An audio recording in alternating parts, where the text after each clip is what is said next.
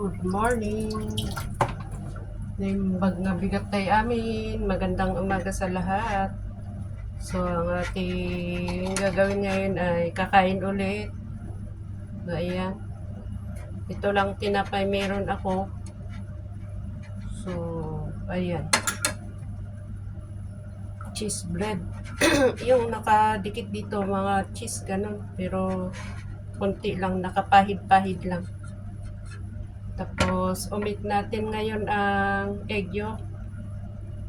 Dahil hindi lahat ng tao ay pwedeng kumain ng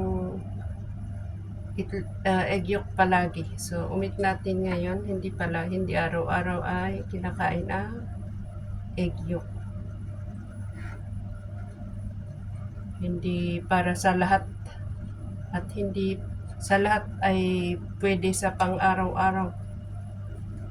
Ayan. So, lagyan natin ng konting, itong isa, konti lang din. Dahil, para nga hindi tayo, ito yung avocado na natira ko nung isang araw. Nakaref, so, hindi siya masisira. Ayan.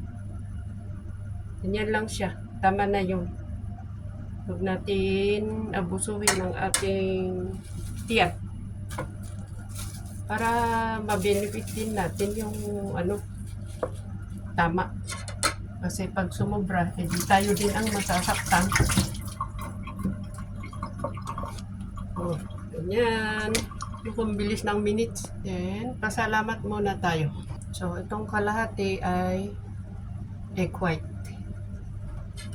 Ito naman ay isang kutsaritang avocado. Yan. So, bye-bye.